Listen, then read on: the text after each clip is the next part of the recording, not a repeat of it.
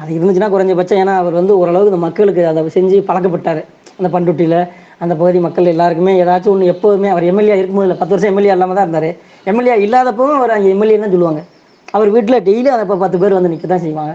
பொதுமக்கள் வருவாங்க, அவங்களுக்கான உதவிகளை செஞ்சுக்கிட்டு தான் இருப்பார். குறைஞ்சபட்சம் இதை செஞ்சு கொடுக்குறதுக்கு இந்த பதவி பயன்பற்றாதான்ற ஒரு நினப்பில் தான் அந்த கூட்டணி.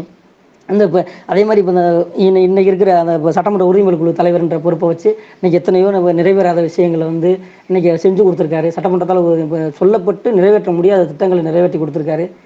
அந்த மாதிரி விஷயங்களை நிறைய இன்றைக்கி அவர் செஞ்சு கொடுத்துட்ருக்காரு. என்ன கூட்டணி வச்சுட்டு நாங்கள் என்னத்தை குறைஞ்சி போயிட்டோம்? பரந்தூர் விமான நிலையத்துக்கு எதிராக அதிகமான போராட்டங்கள் போராடுறது யார்? அதிகமான வழக்கு வாங்கியிருக்கிறது யார்? இன்றைக்கி செய்யார் சிப்காட்டுக்கு எதிராக நிற்கிறது, களத்தில் நிற்கிறது யார்? சட்டமன்றத்தில் பேசுகிறது யாருங்க? முதல்ல அதை சொல்லுங்கள். சட்டமன்றத்தில் திமுகவினரே அவங்களே முகம் சுளிக்கிற அளவுக்கு அவங்களே வந்து என்னப்பா நம்ம உதயசூரியன் நம்மளை அப்படி கேள்வி கேட்குறோம்ன்ற அளவுக்கு எம்எல்ஏ பதவியே போனாலும் பரவாயில்லன்னு பேசுகிறாங்க. என்ன நேர்த்தி கடன் அவருக்கு?